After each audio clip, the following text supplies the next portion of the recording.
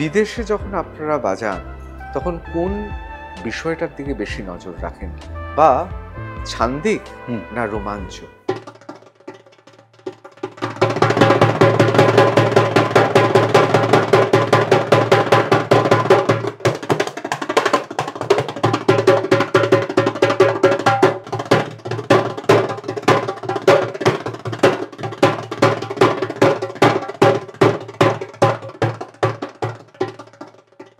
অসাধারণ।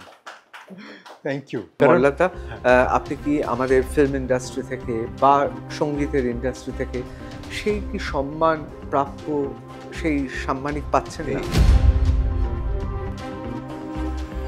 এই যে কথাটা আমি প্রথম শুনলাম, আমি কেঁদে ফেলেছিলাম, চোখে জল এসে গিয়েছিল। তাহলে 25 নম্বর জ্যাকসন লেনের যে বাড়ি, সেই বাড়িতে অনেকেই রথী মহারথীরা যেত। সকালবেলা একটা বেল বাজলো, দরজা খুলে আমি তখন হয়তো 5-6 বছর বয়স, দেখলাম সৌমিত্র চট্টোপাধ্যায় বেল বাজিয়েছেন সকাল 7টার সময়। এসে বললেন, এই মল্লার, জ্ঞানদা কি উঠেছেন ঘুম থেকে? তো এইভাবে সৌমিত্র চট্টোপাধ্যায়ের আশা। পণ্ডিত রবিশঙ্করের সঙ্গে যখন বাজাতেন, সঙ্গত করতেন, তখন একটু ভয় ভয় লাগতো না? পণ্ডিত রবিশঙ্করজি যখনই কলকাতায় আসতেন ফোন করতেন, ফোন করে বাবাকে বললেন যে ললিতাকে বলো আজকে সন্ধ্যেবেলায় আসছি, অনেক স্যান্ডউইচ খেয়েছি বিদেশে, অনেক স্প্যাগেটি খেয়েছি, আজকে শুধু মাছের ঝোল আর ভাত খাবো। এইভাবে রবিশঙ্করজি এলেন সন্ধ্যেবেলায় ডিনার করতে, মাছের ঝোল ভাত খেতে। আমাদের পরম শ্রদ্ধেয় পণ্ডিত জ্ঞানপ্রকাশ ঘোষ মহাশয়, তার প্রিয় রাগ কি ছিল? একটা প্রথা আছে না সঙ্গীত শিল্পীদের, যে একটা কোনো রাগ ওই শিশুর, সদ্যজাত শিশুর কানেতে গেয়ে দেওয়া বা ছন্দ কিছু গেয়ে দেওয়া। বাবা গেয়েছিলেন মল্লার রাগ, এবং আমার যখন নামকরণ করা হলো, বাবাই নামকরণ করেছিলেন মল্লা। বেশিরভাগ ক্ষেত্রে দেখা যায় যে তালবাদ্য বাজাচ্ছেন পুরুষেরা, পুরুষদের আধিপত্য তালবাদ্যে সবসময় বেশি। তা কখনো খুবই হয়তো কম দেখা যায় যে মহিলারা তবলা বা ড্রামস বা অন্য যা তালবাদ্য আছে সেগুলো বাজাচ্ছেন। হ্যাঁ, তো আপনার কি মনে হয় যে এটা কি ধীরে ধীরে বদলাবে?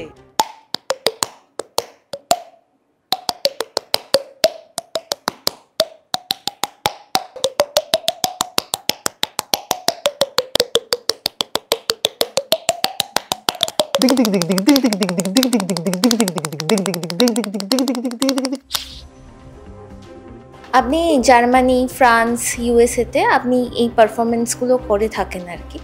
তো বাইরেও গান গেয়েছেন, আবার নিজের দেশেও গান গেয়েছেন। কোথায় বেশি জনপ্রিয়তাটা লাভ করেছেন? গান আমার খুব প্রিয়। I am basically a bathroom singer, কিন্তু গানটা আমি মঞ্চে গাইবার সাহস করি না। লোকসঙ্গীতে তো আমরা তালবাদ্যের ব্যবহার দেখতে পাই, সেখানে আধুনিক বাংলা সঙ্গীতে বা আধুনিক সঙ্গীতে কি তালবাদ্যের ব্যবহার কম? যে যত বড় শিল্পী হবেন, তালবাদ্য যত বড় শিল্পী হবেন, তার পরিমিতি বোধটা ততই বেশি হবে। অতএব সেইখানে তোমার প্রশ্নের উত্তরে আমি বলবো যে ছন্দ ছাড়া কিন্তু সঙ্গীত আমাদের ছন্ন ছাড়া। যারা বাজায় প্র্যাকটিক্যালি তাদের দিন কি ফুরিয়ে আসছে? কারণ শুধু ইলেকট্রনিক্স যন্ত্রপাতিতে আটকে নেই, আগামীতে কিন্তু এআই আসছে, এআই পুরো ট্র্যাক তৈরি করে দিচ্ছে, এমনকি কিশোর কুমারকে দিয়েও গান গাইয়ে দিচ্ছে। এখানে কতটা ভয়ঙ্কর হতে চলেছে যারা সত্যিকারের মানে প্র্যাকটিক্যালি বাদক শিল্পী তাদের ক্ষেত্রে? সত্যটা সবসময় অপ্রিয় কিনা আমি জানি না, তবে আমার যা ধারণা, সঙ্গীত এমন একটা বিষয়, সেটা যেন সবাই পারেন, সবার ক্ষমতা আছে। Gauri Devi Institute of Medical Sciences and Hospital, GT Road, Rajpath, Durgapur. Best place to study. For contact us, call 7797662222, 9775696237.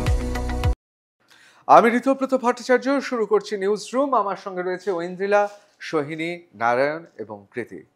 এবং আজকে যে মানুষটি আমাদের ঠিক উল্টো দিকে রয়েছেন, পণ্ডিত মল্লার ঘোষ, তিনি তাল বাদ্যে মাহেস্ট্রো, অর্থাৎ গোটা পৃথিবী, গোটা দুনিয়া তাকে চেনে তার তাল বাদ্যের জন্য। তার পারিবারিক পরিচয়, তার পিতৃদেবের পরিচয় আমরা সবাই জানি। পদ্মভূষণ আচার্য দেশকেত্তম জ্ঞানপ্রকাশ ঘোষের সুপুত্র।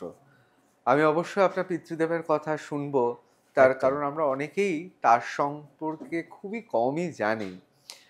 তার যে পালি ভাষায় চূড়ান্ত দক্ষতা এবং সত্যজিৎ রায়ের সঙ্গে সখ্যতা, এবং সে কারণে আপনাদের বাড়িতে সত্যজিৎ রায়ের বারবার আসা, এবং ছোটবেলায় আপনিও তার বিশপ লেফ্রয়েড রোডের বাড়ি বা হয়তো অন্য বাড়িতেও গিয়েছেন। একদম। এবং পণ্ডিত রবিশঙ্কর, তার সঙ্গে আপনার পিতৃদেবের ঘনিষ্ঠতা, ছোটবেলা থেকে দেখা, এসব তো শুনবো। কিন্তু প্রথমেই আমি যে প্রশ্নটা করব, আমি তো আমার সৌভাগ্য হয়েছে আপনার বিভিন্ন সময় বিভিন্ন কনসার্ট দেখা, আমার সৌভাগ্য হয়েছে আপনার পারফরমেন্স দেখা। আমি প্রথমে যে প্রশ্নটা করব, হয়তো এটা একটু অর্বাচীন প্রশ্ন। আমরা অনেককেই দেখেছি, ধরুন জাকির হোসেনকেও দেখেছি, আরও অনেকদের দেখেছি, ওস্তাদ এবং পণ্ডিতদের দেখেছি। আমি প্রথমেই জিজ্ঞেস করব, তালবাদ্যর বাইরে বহিরাঙ্গে আপনারা প্রত্যেকেরই চেহারায়, যেমন আপনাদের চুল, আপনাদের শরীর, গোটা শরীর যেন সেই সময় ফুটে ওঠে, ভাস্বর হয়ে ওঠে, কথা বলে। কোথাও কি গোটা শরীরটা কি তালবাদ্যর জন্য অনুষঙ্গ দেওয়ার জন্য বা যুগলবন্দি রচনা করে, সেই জন্য কি আপনাদের দৈহিক সৌষ্ঠব্যে তার প্রতিফলন ঘটে? অসাধারণ প্রশ্ন, অসাধারণ প্রশ্ন। আহ, কিছু কিছু প্রশ্ন আসে, এত সুরেলা প্রশ্ন। এইটা তার একদম অন্যতম একটি সুরেলা এবং ছান্দিক প্রশ্ন। অসংখ্য ধন্যবাদ ঋতব্রত ভাই, তোমার এই অনবদ্য শোয়েতে আমাকে আমন্ত্রণ জানানোর জন্যে, এবং সেই সঙ্গে R+ কর্তৃপক্ষকেও আমার হার্দিক ধন্যবাদ। প্রশ্নটা এত সুন্দর, এইরকম প্রশ্ন সচরাচর আমি পাই না।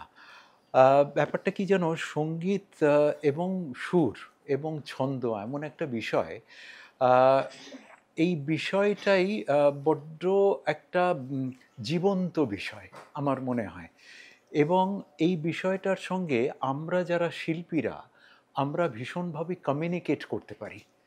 আমরা সুর এবং ছন্দর সঙ্গে কথা বলতে পারি, আলাপ করতে পারি, ঝগড়া করতে পারি, আবার প্রেমও করতে পারি।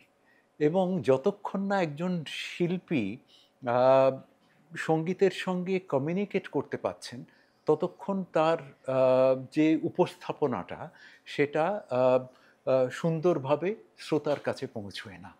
অতএব এই যে আমাদের বহিরাঙ্গের যে প্রশ্ন তুমি তুললে, বিষয়টা তুললে, এইটা কোথাও না কোথাও সুরের সঙ্গে একাত্মতার সঙ্গে সম্পৃক্ত হয়ে একটা উপস্থাপনা সৃষ্টি করে। এবং আমি মনে করি যে যার তুমি নাম করলে, আমার অত্যন্ত শ্রদ্ধেয় জাকিরজি, ওনাকে আমি দেখেছি যখন উনি মঞ্চে বসতেন, বা ওস্তাদ আলী আকবর খাঁ সাহেব যখন মঞ্চে বসতেন, তার আগে অবধি তাঁদের কথোপকথন বা তাঁদের চলাফেরা, তাঁদের ব্যবহার একটা অন্যরকম হতো। কিন্তু মঞ্চে যেই বসতেন, মঞ্চটা তখন একটা পূজার মঞ্চ তৈরি হতো, একটা পূজার বেদি, এবং অডিয়েন্স হচ্ছে ভক্ত, এবং তাদের কাছে কিভাবে প্রেজেন্টেশন যাবে, সেইটার আগে থেকে কোনো রকম রিহার্সাল বা কিছু থাকতো না। এবং তাদের ওই তৎক্ষণাৎ যে অভিব্যক্তিটা আসতো, সেইটাই প্রকাশিত হতো। কারণ আমরা মনে করি সুর, ছন্দ এবং সঙ্গীত সবটাই ঈশ্বরের সঙ্গে সম্পৃক্ত। আমরা যখন মঞ্চে বসি, আমরা কিন্তু পুজো করি, এবং সেই পুজোর ঈশ্বর তিনি যে তাকে যে মা সরস্বতী হতে হবে বা জেসাস ক্রাইস্ট হতে হবে, তার কোনো মানে নেই। তিনি এমন একটি এন্টিটি, এমন একটি অস্তিত্ব, যার সঙ্গে সরাসরি আমরা কমিউনিকেট করতে পারি তখন। অতএব আমার শ্রদ্ধেয় পিতৃদেব আচার্য মহাগুরু জ্ঞানপ্রকাশ ঘোষ, তিনি বলতেন যে আমাদের যে কোনো মূর্তির সামনে যে পুজো করতে হবে, তার কোনো মানে নেই। আমরা যদি ওই 10 ঘন্টার রেয়াজটা সেই অস্তিত্বর সঙ্গে সম্পৃক্ত করে নিবেদন করি, সেটাই আমাদের পুজো। অতএব এই যে আমাদের বাহ্যিক যে প্রসাধন বলো বা যে পরিধান বলো, সেইটা সবই যেন একটা নিবেদন করার, ঈশ্বরের প্রতি নিবেদন করার একটা প্রয়াস। বলতা, আপনি এত সুন্দর কথা বলেন এবং একদমই পারি না। না, খুব সুন্দর কথা বলেন। Thank you. এবং আমি আপনারও দেখেছি যে আপনি যখন কথা বলছেন খুব সুন্দর মিষ্টিভাবে কথা বলছেন, আবার যখনই আপনি পারফরমেন্স শুরু হয়ে গেল একটা অদ্ভুত স্বর্গীয় আবেশ তৈরি করেন, এবং মনে হয় একটা স্বর্গীয় আবেশের মধ্যে আপনি পরম স্রষ্টা হিসেবে একটা ভুবন রচনা করছেন। আমার প্রথম একটা প্রশ্ন, যেহেতু আপনার বাবা মহাগুরু আচার্য জ্ঞানপ্রকাশ ঘোষ মহাশয়, আপনার তো তালবাদ্য নয়, আপনার তো অন্য যে কোনো ধারায় আপনি যেতে পারতেন, হঠাৎ তালবাদ্য বেছে নিলেন কেন? আমার এই প্রশ্নটা করার একটা অন্যতম কারণ হচ্ছে, দেখুন আপনারা কয়েকজনই তো আছেন যারা তাল বাদ্যে এই মুহূর্তে গোটা পৃথিবী এবং অবশ্যই দেশে সমাদৃত, কিন্তু তালবাদ্য সাধনায় এরকম অনেকেই আছেন যারা চিরকাল অন্ধকারেই থেকে যান, মানে আলো এবং প্রচারে এমনকি কখনো কখনো তাদের জীবনে অসম্ভব দারিদ্র্য, অসম্ভব তাদের কষ্টের মধ্যে দিয়ে যায়। তালবাদ্যটা বেছে নিলেন কেন? অসাধারণ প্রশ্ন। আহ, বেড়ে ওঠার মধ্যে একটা এমন বয়স আসে, ওই 12-13 বছর বয়স, যে সময় গলাটা ভাঙে। এবং এই যে অ্যাডোলেসেন্স পিরিয়ডটা, এই সময় কি হয়, ছোটবেলা থেকে সাংগীতিক পরিমণ্ডলেই তো বেড়ে ওঠা হয়েছে, বড় হয়েছি। এবং সেই সময় বাবা গান শিখিয়েছেন, অবশ্যই সারগাম স্বরলিপি সব শিক্ষা হয়েছে। কারণ একজন সঙ্গীত শিল্পী হতে গেলে সঙ্গীতের যতগুলো মাধ্যম আছে, যতগুলো ক্ষেত্র আছে, প্রত্যেকটা ক্ষেত্রকে একটু স্পর্শ করতে হয়, নাহলে পূর্ণতা প্রাপ্ত একজন সঙ্গীত শিল্পী হওয়া যায় না। কিন্তু একটা বয়স না এলে বোঝা যায় না, গুরুও বুঝতে পারেন না। এক্ষেত্রে আমার পিতৃদেবী আমার গুরু, মহাগুরু। গুরু বুঝতে পারেন না এই তার যে শিষ্য অথবা সন্তান, সে ছন্দের জগতে যাবে, না নৃত্যের জগতে যাবে, না সুরের জগতে যাবে। তো এই বেড়ে ওঠার ক্রমানুসারে গুরু লক্ষ্য করেন যে তার ইন্টারেস্টটা কোন দিকে। তো এবার বোধহয় বাবা আমাকে দেখেছিলেন যে ছন্দের প্রতি আমার বেশি আমি অনুরক্ত, ছন্দের দিকে।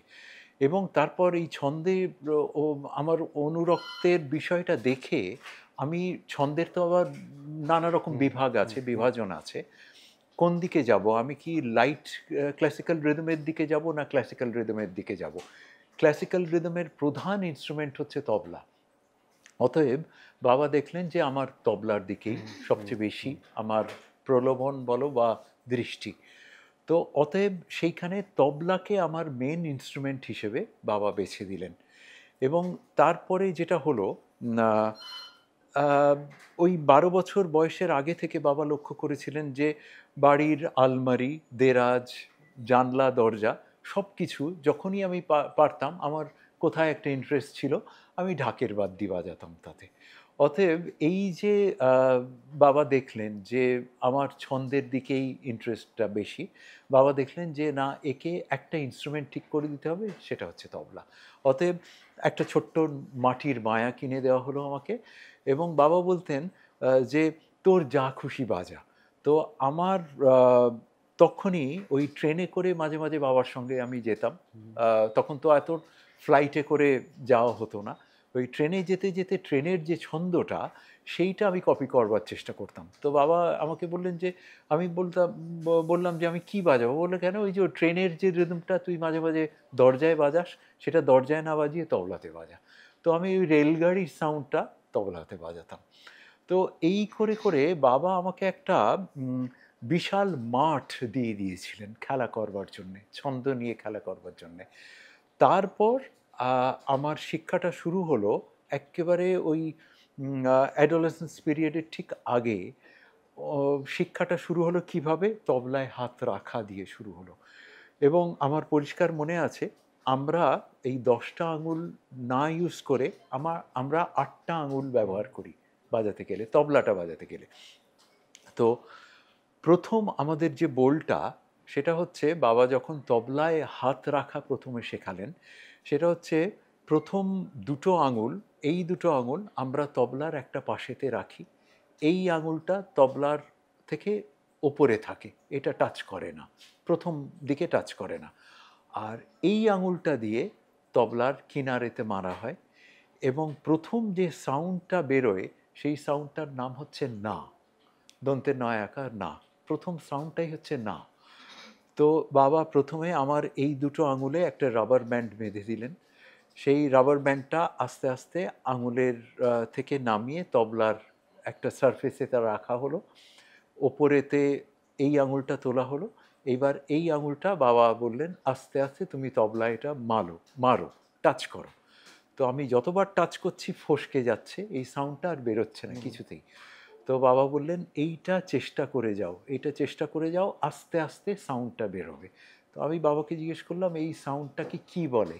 বাবা বললেন এটাকে বলে না, এবং এটা তুমি ক্রমাগত চেষ্টা করতে করতে এই নাটাকে তোমার জীবনেতে হ্যাঁতে পরিণত করতে। অসাধারণ। তো এই যে কথাটা আমি প্রথম শুনলাম, আমি কেঁদে ফেলেছিলাম, চোখে জল এসে গিয়েছিল। এবং সারা জীবন ধরে শুধু এখন বলে নয়, আমরা যারাই তবলিয়া, আমরা প্রত্যেকেই ওই নাটাকে হ্যাঁয়ের প্রয়াসে আমরা আছি। অসাধারণ বললেন। সত্যি এটা শুধু তবলিয়া নয়, আমার মনে হয় আমাদের জীবনেও এত অজস্র না আছে, সেটাকে বোধহয় হ্যাঁ করা, সেই আলোর সন্ধানটা আপনার বাবা সত্যি মানে জ্ঞানের প্রচলন শেখার মতো দিয়ে দিয়েছেন। একদম একদম। আমরা জানি, দেখুন তবলা বাজায়, ধরুন আমি বলি ছোটবেলায় তবলা তো দেখেছি, কিন্তু একটু যখন বড় হতে শুরু করলাম, সুকুমার রায় সে বিখ্যাত কবিতা গঙ্গারাম সে পাত্র ভালো, এবং সেই গঙ্গারাম কি করে যাত্রা দলে তবলা বাজায় আর 5 টাকা পায়। যদিও সুকুমার রায়ের সময় অবশ্যই 5 টাকা অনেক টাকাই ছিল, তা সত্ত্বেও এখনো তো সেইটা রয়ে গেছে, যাত্রা দলে তবলা বাজায় আর 5 টাকা পায়। কিন্তু কোথাও কি মনে হয় যে তবলার মার্গীয় সঙ্গীতে বলুন, যে তবলার যে জায়গাটা হওয়া কথা ছিল, সে অনেক ক্ষেত্রে অনুষঙ্গেই থেকে যায়, অথচ তবলার ওই বোল না শুনলে গানটাই ফুটে উঠবে না, সে যত বড়ই কণ্ঠশিল্পী হোক। কোথাও মনে হয় তবলিয়া এবং তবলা তারা চূড়ান্ত অবহেলিত। আমি আপনাদের মতো কতিপয় মানুষের কথা ছেড়ে দিচ্ছি, আপনারা পণ্ডিত, আপনারা ওস্তাদ, আপনারা বিদেশে বাজান, আমি আপনাদের কথা ছেড়ে দিচ্ছি। কিন্তু ধরুন মফস্বল শহরে সপ্তাহে একবার তবলা বাজিয়ে 100 টাকা পায়, বড়জোর যখন 4টে টিউশনি রয়েছে, সে মাসে বড়জোর এখন 2000 টাকা পাচ্ছে এদিক ওদিকে। সুতরাং সেও তো একজন শিল্পী। কোথাও মনে হয় যে আমাদের তবলাকে যে গুরুত্ব দেওয়ার কথা ছিল, সে গুরুত্বটা দেয়নি। দেখো, শুধু তবলা কেন, সঙ্গীত বিষয়টাই এমন। আমি জানি না সত্যটা সবসময় অপ্রিয় কিনা আমি জানি না, তবে আমার যা ধারণা, আমার যে বিশ্বাস, সেটাই আমি ব্যক্ত করি এবং ব্যক্ত করবার চেষ্টা করব। সেটা হচ্ছে, দেখো, সঙ্গীত এমন একটা বিষয়, সেটা যেন সবাই পারেন, সবার ক্ষমতা আছে। আমি এটা সবার ক্ষেত্রে বলছি না, এরকম আমি শুনেছি। কারণ একজন পাইলট হতে গেলে শিক্ষা করতে হয়, একটা নির্দিষ্ট কোর্সের মধ্যে দিয়ে যেতে হয়। যে কোনো বিষয়ে একজন প্রফেসর হতে গেলে নির্দিষ্ট সেই বিষয় নিয়ে পড়াশোনা করতে হয়। ইঞ্জিনিয়ার হতে গেলে কোর্সের মধ্যে দিয়ে যেতে হয়। ডাক্তার হতে গেলেও তাই করতে হয়। পূর্ণ শ্রদ্ধা রেখে বলছি, একজন সঙ্গীত শিল্পী হলেও তাকে ভীষণভাবে একটা সিলেবাসের মধ্যে দিয়ে পড়াশোনা করে এবং অনুশীলন করে তার মধ্যে দিয়ে যেতে হয়। এবং এই পড়াশোনাটা কোনো নির্দিষ্ট কোনো কোর্স নেই। যিনি গুরু, এটা যেহেতু খুব গুরু প্রদত্ত বিষয়, তাই জন্যে একজন সঠিক গুরু, তিনি যদি সঠিকভাবে একজন শিল্পীকে তালিম দেন, তাহলেই সে একজন পূর্ণতাপ্রাপ্ত শিল্পী হতে পারবে। এবং সবসময় এই গুরু এবং শিষ্যের যে ম্যাচিংটা, সেটা কিন্তু সবসময় হয় না। কারণ আমরা বলি যে মা সরস্বতীর অসীম কৃপা না থাকলে একজন শিষ্যর গুরু ভাগ্য সঠিক হয় না। অতএব উস্তাদ আলাউদ্দিন খাঁ সাহেবকে উস্তাদ আলী আকবর খাঁ সাহেব পিতা হিসেবে পেয়েছিলেন, পণ্ডিত রবিশঙ্কর গুরু হিসেবে পেয়েছিলেন বলেই তারা ওই রকম অনবদ্য শিল্পী হয়ে উঠতে পেরেছিলেন। জাকির হোসেনজি উস্তাদ আল্লাহ রাখা খাঁ সাহেবকে পিতা এবং গুরু হিসেবে পেয়েছিলেন বলেই তিনি জাকির হোসেন হতে পেরেছেন। সবসময় এইরকম সৌভাগ্য তো আমাদের শিল্পীদের হয় না। আমি এখানে আপনাকে একটু থামিয়ে প্রশ্ন করছি, একদম হয়তো একটু টাফ টক হয়ে যাচ্ছে, কিন্তু এটা আমি প্রশ্ন করছি কারণ এটা শুনে এসেছি আমরা দীর্ঘদিন ধরে। একদম দেখুন, গুরুরা তার সমস্ত বিদ্যা তার শিষ্যদের দিয়ে দেন যদি মনে করেন সৎপাত্রে যাচ্ছে। কিন্তু অনেকেই মনে করেন, বিশেষ করে মার্গীয় সঙ্গীতের ব্যাপারে বা বিভিন্ন পৌরাণিক চরিত্রেও দেখেছি, ধনুর্বিদ্যায় গুরু সব শিষ্যকেই সব শিখিয়েছেন, প্রিয় শিষ্যকে এমন কিছু শিখিয়েছেন যেটা অন্য শিষ্যরা পায়নি। আবার একালব্যের তো আঙুলি কেটে নেওয়া হলো। তা আমার প্রশ্নটা হচ্ছে, আমি আচার্য জ্ঞানপ্রকাশ ঘোষ মহাশয়, তিনি আপনার বাবা এবং তিনি আমাদের গর্ব, কিন্তু জাকির হোসেনের ক্ষেত্রেও যা, আপনার ক্ষেত্রেও তাই, এরকম আরও অনেকের ক্ষেত্রে, পণ্ডিত এবং ওস্তাদদের ক্ষেত্রে, পিতৃদেবী যদি গুরু হন এবং সে গুরু তার সন্তানকে সবচেয়ে বেশি শেখান, গুপ্ত রহস্য, গুপ্ত কৌশল, সবই তাকে দিয়ে যান, উত্তরাধিকার সূত্রে তার রক্তের বীজের মতোই বহন করে তার শৈল্পিক বীজ। আপনি এই ধরনের যে কথা বিভিন্ন জায়গায় শুনি, আপনি কি এটা মানেন? বাবার ক্ষেত্রে একেবারেই নয়, কারণ উনি তোমাকে কতগুলো ইনসিডেন্ট বলছি। প্রশ্নটা অসাধারণ, অশেষ ধন্যবাদের জন্যে। এক নম্বর হচ্ছে যে বাবা প্রত্যেক শিষ্যকে নিজের সন্তান বলে গ্রহণ করেছিলেন এবং কারোর প্রতি কোনো পক্ষপাতিত্ব আমি ছোটবেলা থেকে একেবারেই দেখিনি। এবং আমার আগের প্রজন্মে যারা বাবার প্রশিষ্য ছিলেন তারাও সবসময় বলতেন যে আমরা এত নিবিড়ভাবে গুরুজিকে পেয়েছি, তিনি যেন আমাদের কাছে একজন ফ্রেন্ডলি ফাদার হয়ে এসেছিলেন। এবং আমি যখন শিখতাম বাবার কাছে, খুব রেয়ারলি এরকম ঘটনা ঘটেছে যে বাবা আমাকে একা তালিম দিচ্ছেন। বাবার নির্দেশই ছিল বাবা যখন ক্লাসে বসবেন, যখন গ্রুপ ক্লাস করবেন, তখন যেন আমি এসে বসি। আমার লেখাপড়া স্কুল কলেজের সময় ছাড়া যখনই বাবা তালিম দিতেন, ওই নির্দেশ ছিল যে তুমি তোমার পড়াশোনা হোমওয়ার্ক শেষ হয়ে যাবে, আমি যখন শেখাবো ওই গ্রুপের মধ্যে এসে শিখবে। অতএব এই যে পক্ষপাতিত্ব, সন্তান বলে তাকে আলাদা করে মানুষ করা, এটা আমার জীবনে কখনো হয়নি। এবং মহাগুরু আচার্য জ্ঞানপ্রকাশ ঘোষ, ওনাকে আমরা বলি ইউনিভার্সাল গুরু।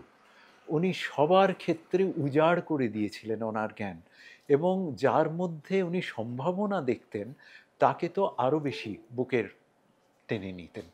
এবং যার জন্যে রাদার অ্যাজ আ পারফর্মার, মানে মহাগুরু আচার্য জ্ঞানপ্রকাশ ঘোষ একজন অনবদ্য শিল্পী তো ছিলেনই অনেক বিষয়, কিন্তু গুরু হিসেবে ওনার ব্যাপ্তি আরও যেন পৃথিবী ব্যাপী আরও বেশি করে অ্যাকসেপ্টেড হয়েছে। গুরু ভাইদের মধ্যে প্রতিযোগিতা থাকতো না? হ্যাঁ, সেটা উনি ইচ্ছে করে নিজে করিয়ে দিতেন, এই লড়াইটা লাগিয়ে দিতেন। কারণ আমার যারা সহপাঠী ছিল তাদের মধ্যেও লাগাতেন, এবং আমার আগের প্রজন্মে পণ্ডিত শঙ্কর ঘোষ, পণ্ডিত কানাই দত্ত, পণ্ডিত শ্যামল বসু, এরা আমার আর এক প্রজন্ম আগের শিল্পী ছিলেন। আমি ওদের মুখে আমি শুনেছি, তখন আমার জন্ম হয়নি, উনি সারা রাত ধরে ওনাদের রেয়াজ করাতেন এবং পরের দিন সকালে তিনজনকেই ধরো একসঙ্গে বসাতেন, একসঙ্গে শুনে ইচ্ছে করে বলতেন আজকে যেন এই সারা রাতের রেয়াজটা শ্যামলের বোধহয় বেশি হয়েছে, যার জন্যে শঙ্করের আর কানাইয়ের কোনো একটি পার্টিকুলার বোল, সেটা তেরে কেটে হোক, ধেনে গেনে হোক বা ধেরে ধেরে হোক, আজকে যেন আমি ভালো শুনতে পাচ্ছি না, কিন্তু তোমারটা আমি বেশি পাচ্ছি। অতএব সকলেই হয়তো পরিশ্রান্ত পরের দিন সকালবেলা, কিন্তু ওই যে লড়াইটা উনি লাগিয়ে দিলেন, তারপর থেকে তিনজনেই প্রচণ্ড আরও বেশি করে পরিশ্রম করে আরও যেন ভালো করতে পারি, কে একজনকে ছাপিয়ে যাবে, কাকে ছাপিয়ে যাবে, এটা চেষ্টা করতেন। অতএব এটা আমাদের প্রজন্মেতেও করতেন, এবং তাতে আমাদের যেটা হতো, ওই যে একটা কম্পিটিটিভ রিয়েলিটি আমরা ফেস করতাম, আমরা ভীষণভাবে চেষ্টা করতাম আরও নিজেকে উন্নীত করতে, এবং আরও বেশি করে রেয়াজ করে কি করে অন্যকে ছাপিয়ে যাব সেটা আমরা চেষ্টা করতাম। এবং তোমার আরেকটা প্রশ্ন আমার জবাব দেওয়া হয়নি, সেটা হচ্ছে যে তালবাদ্য ইনস্ট্রুমেন্টটা এখনো পর্যন্ত অবহেলিত। দেখো, সেটা আমার মনে হয় যে যেমন চোখে দেখেন, কিন্তু কোথাও না কোথাও আমার মনে হয় আমার ইনস্ট্রুমেন্টটা, তো আমার মেন ইনস্ট্রুমেন্ট হচ্ছে তবলা। এবার তবলার আনুষঙ্গিক আরও তো আনধ্য ইনস্ট্রুমেন্ট আছে। আনধ্য মানে হচ্ছে চামড়া দিয়ে যে ইনস্ট্রুমেন্টগুলো তৈরি হয়। আরও তো তালবাদ্যর ইনস্ট্রুমেন্ট আছে যেগুলো আমরাও ভীষণভাবে শ্রদ্ধা করি এবং বাজাবার চেষ্টা করি। তার অন্যতম একটি তালবাদ্য হচ্ছে ঢাক। ঢাক নিয়ে বাবাও অনেক কাজ করেছেন, আমিও চেষ্টা করি ঢাককে তার যে যে জায়গাটায় পৌঁছনো, সেই জায়গাতে দেখতে, বিশ্বমানের একটা বিশ্বের দরবারে দেখতে। কিন্তু কোথাও না কোথাও ঢাক যে ইনস্ট্রুমেন্টটা, সেইটাকে এখনও কিছু কিছু জায়গায় ব্রাত্য করে রাখা হয়েছে।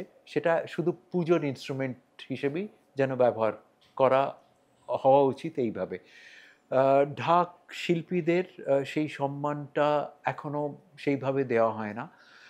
বাবার দেখা দেখি আমি ঢাক নিয়ে অনেক কাজ করবার চেষ্টা করছি। ঢাক শিল্পীদের একটা উন্নীত পর্যায়ে আমি নিয়ে যাওয়ার চেষ্টা করছি, এবং আমার একটা ঢাকের দল আছে। সেই ঢাকের দলকে আমি খুঁজে পেয়েছিলাম একটা পুজোর সংগঠনের রিদম ঢাকের লড়াই আমাদের নিয়ে গিয়েছিলেন পুজোর একটা জাজমেন্টের অনুষ্ঠানে। সেইখান থেকে টোটন বলে একটি ছেলেকে আমি খুঁজে পেয়েছিলাম। তো তাকে রিদম কর্তৃপক্ষ আমার ওপর দায়িত্ব দিয়েছিলেন একটা ঢাক দল গড়ে নেওয়ার, এবং সেই ঢাকের দলকে নিয়ে আমি এখন দেশে বিদেশে অনুষ্ঠান করে থাকি। অবশ্যই আমি এটা শুনবো। হ্যাঁ, এটা তো অসাধারণ, মানে ঢাকের বিশ্বজয়ের কাহিনীটা তো আলাদা করে শুনতেই হবে। একদম। কোথাও তো এটা অস্বীকার করার কোনো জায়গা নেই যে একমাত্র চামড়ার বাদ্যযন্ত্র, সেটা ঢাক হতে পারে, ড্রাম হতে পারে, তবলা হতে পারে, এবং আরো অনেক যে সমস্ত রয়েছে আমরা জগৎ জোড়া, যেভাবে রক্তে দোলা লাগায় পৃথিবীতে অপ্রতিদ্বন্দ্বী, একদ্বিতীয়ম এইরকম বাদ্যযন্ত্র, এইরকম দোলা বোধহয় আর কোনো বাদ্যযন্ত্র লাগায় না। অন্য বাদ্যযন্ত্রের অন্য গুণাগুণ আছে, কিন্তু এই যে রক্তে দোলা লাগানো, কোথাও কি সেই জন্যে, যেহেতু মার্গীয় সঙ্গীত তো সমুদ্রের মতো, সেখানে তো সমস্ত ধ্বনি, সমস্ত ছন্দ, তাল, লয় একটা অসাধারণ মহাসমুদ্র, এবং সেই সমুদ্রের কোথায় শুরু কোথায় শেষ আমরা কিছুই জানি না। আমরা শুধু হয়তো আমরা একটা একটা অংশের শুধুমাত্র আমাদের কানে এসে পৌঁছায়, তার থেকে তো বেশি না। কিন্তু কোথাও কি সেই জন্যে, যেহেতু বাদ্যযন্ত্র, মানে আমি বলছি চামড়ার বাদ্যযন্ত্র, তার অপরিসীম ক্ষমতা, আর সেই জন্যেই কি তার ব্যবহার খুব পরিমিত করাটাই শাস্ত্রীয় বা মার্গীয় সঙ্গীতে প্রথম থেকে, মানে আজকেও না, যখন মুনি ঋষিরা ছিলেন তারা কি তখন থেকেই বেঁধে রেখেছিলেন? তার কারণ তারা জানেন একটু যদি বেশি হয়ে যায়, মানে অনুপানে যদি একটু বেশি হয়ে যায়, তাহলে ওষুধ যেমন বিষ হয়ে যেতে পারে, সেরকম তাল বাদ্যযন্ত্রকে কিছুটা হলেও পরিমিতি বোধ রেখে করতে হবে, তা না হলেই একটা চূড়ান্ত বিরাট ভয়ঙ্কর কেলেঙ্কারি হয়ে যেতে পারে। কি সুন্দর কথা বলো তুমি। দেখো, সুরের একটা আনলিমিটেড একটা ব্যাপ্তি আছে। এই যে 7টা সুর, সারেগামা পাধানি, এই দিয়ে অনেক কিছু করা যায়। তার মাঝখানে আবার কোমল আছে, কড়ি আছে, তীব্র আছে। কিন্তু যে কোনো বাদ্যযন্ত্রের একটা লিমিটেশন আছে, একটা সার্কামফারেন্স, তার থেকে কিন্তু আমরা বেরিয়ে যেতে পারি না। তবলার যেরকম 3টে পার্ট আছে, একটাকে আমরা কিনার বলি, একটা সুর বলি, আর একটা গাব বলি। এই 3টে বিষয়ের মধ্যেই আমরা ঘোরাফেরা করি। অতএব আমাদের কি হচ্ছে, এই যে সাউন্ড প্রোডাকশন বা টোনাল যে প্রোডাকশন, সেইটা কিন্তু একটা লিমিটেশনের মধ্যে পড়ে যাচ্ছে। এবং সুরের বা সঙ্গীতের যে ব্যাপ্তিটা আছে সেটা যেরকম সা থেকে নি, আবার চড়া সা, এর মধ্যে অনেক কিছু খেলা করবার জায়গা রয়েছে। আনধ্য বাদ্যের বা তালবাদ্যের কিন্তু জায়গাটা, এরিয়াটা খুব কম। অতএব সেইখানে একটা লিমিটেশন তো আছেই, অবশ্যই আছে। কিন্তু আমরা জয়ী হই কোথায়? সেটা ছন্দে আমরা জয়ী হই।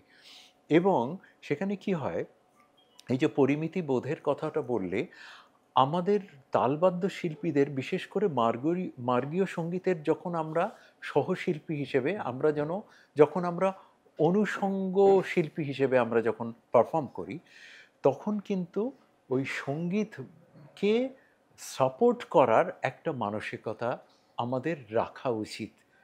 যে যত বড় শিল্পী হবেন, তালবাদ্য যত বড় শিল্পী হবেন, তার পরিমিতি বোধটা ততই বেশি হবে।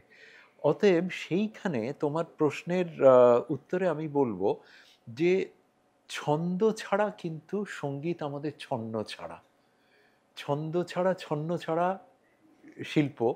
সেই ছন্ন ছাড়াকে আমরা একটা পরিমিতি বোধকে যদি আশ্রয় করে আমরা অনুষঙ্গ প্রদান করি, তাহলেই সেটা সঙ্গীতের অনুষঙ্গ হয়ে উঠতে পারে, না হলে কিন্তু নয়। এবং যিনি মুখ্য শিল্পী, তিনি অনুষঙ্গ শিল্পীকে যেভাবে চাইবেন ব্যবহার করতে, সেইভাবে ব্যবহার করতে দিতে হবে তালবদ্ধ শিল্পীকে। এইটা আমি মনে করি। এবং এই শিক্ষাটাই আমরা আচার্য জ্ঞানপ্রকাশ ঘোষের কাছ থেকে আমরা পেয়ে এসেছি। আমরা যখন সোলো শিল্পী হিসেবে তবলা বাজাই, তখন আমাদের খেলার মাঠটা বিস্তৃত। কিন্তু যখন সহশিল্পী হিসেবে বাজাই, তখন কিন্তু ওই পরিমিতি বোধটাকে ভীষণভাবে মাথায় রেখে আমাদের অ্যাকম্পানি করতে হয়। শুরুটা কিভাবে হয়েছিল, মানে অনুষ্ঠানের শুরুটা, মানে সেটা কি পিতৃদেবের সঙ্গেই? মজার কাহিনী। তখন ওই 12-13 বছর বয়স, বাবার একটা অনুষ্ঠান, হারমোনিয়ামের একক অনুষ্ঠান। এবং আমার অত্যন্ত শ্রদ্ধেয় দাদা, বিখ্যাত তবলিয়া পদ্মশ্রী অনিন্দ্য চট্টোপাধ্যায়, তিনি তখন, বাবা তখন তাকে গড়ে তুলছেন। অনিন্দ্যদার তখন কত 20-22 বছর বয়স, এবং অসাধারণ বাজাচ্ছেন। তো বাবা বললেন যে আজকে সন্ধে বেলায় অনিন্দ্য আমার সঙ্গে বাজাবে, আর আমাকে অবশ্যই বললেন, মাকে বললেন যে তুমি মল্লারকে রেডি করে দিও, ও আমার সঙ্গে যাবে। আমি জানতাম না, বাবা অনিন্দ্যদাকে বলেছিলেন যে আরেকটা তবলার সেট অনিন্দ্যদা যেন নিয়ে যান, এবং অনিন্দ্যদাকে বলেছিলেন যে আমাদের বাজনার মধ্যে হঠাৎ আমি মল্লারকে মঞ্চে নিয়ে আসব, কিন্তু মল্লার যেন জানতে না পারে। অতএব আমি গেছি বাবার সঙ্গে, বাবার হাত ধরে হাফ প্যান্ট পরে, বেশ অনুষ্ঠান দেখব বাবার। বাবা আমাকে মঞ্চে ওঠার আগে বলে গেলেন, তুমি কিন্তু সামনের রোতে বসে থেকো। এবং হঠাৎ একটা পর্যায়ে হয়ে যাওয়ার পরে বাবা হঠাৎ দেখি যিনি অ্যানাউন্সার, তিনি ঘোষণা করলেন এই দ্বিতীয় ভাগে আচার্য জ্ঞানপ্রকাশ ঘোষের সঙ্গে তবলা সঙ্গত করবেন তার পুত্র মল্লার। আমি প্রথমে ভাবলাম এটাই আমি কানে ঠিক শুনলাম কিনা, এবং যখন আমি মনে হলো যে আমি ঠিক শুনলাম, আমি প্রায় হল থেকে ছুটে বেরিয়ে যাওয়ার উপক্রম যখন করছি, একজন এসে জড়িয়ে ধরে আমাকে মঞ্চে তুলে দিলেন। এবং আমি দেখলাম একটা তবলা ওখানে আনা হলো, উল্টো দিকে অনিন্দ্যদা সুন্দরভাবে মিটিমিটি করে হাসছেন আমার দিকে, এবং আমাকে জোর করে ধরে এসে ওখানে বসিয়ে দেওয়া হলো। এবং আমি যা বাজালাম, প্রত্যেকটা বাজনা ওই নার্ভাসনেসেতে প্রত্যেকটা তেহাই মিলছে না, ফ্লপ হচ্ছে, আমি নিজে বুঝতে পারছি। এবং যতই আমি ভুলভাল বাজাচ্ছি, তত আমি আরও নার্ভাস হয়ে যাচ্ছি। এবং তার পরপরই অনিন্দ্যদাকে বাজাতে বলা হচ্ছে, অনিন্দ্যদা চূড়ান্ত হাততালি নিয়ে বেরিয়ে যাচ্ছে, আর আমি প্রায় কেঁদে ফেলছি, এরকম অবস্থা। ওই যে পরিস্থিতিটা, ওটা দরকার ছিল প্রত্যেক শিল্পীর গড়ে ওঠার ক্ষেত্রে। এমন একটা পরিস্থিতি যিনি সদ্গুরু, তিনি করিয়ে দেন। ওই মারটা মঞ্চেতে খাওয়ানোর একটা দরকার ছিল। এবং আমি যখন খুব ক্ষুব্ধ হয়ে বাড়িতে এসে তখন রাগত দুঃখপ্রাপ্ত হয়ে বাবাকে প্রায় আমি প্রশ্ন করতে যাচ্ছি যে তুমি এইভাবে, মানে চূড়ান্ত অপমানিত তো তখন।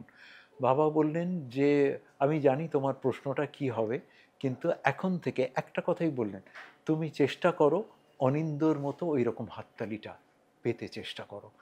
আমি তখন আমার কোথা থেকে আমার প্রত্যেকটা ক্ষোভ টোভ সব চলে গেল। গিয়ে আমি বললাম আমি কি করে পারবো?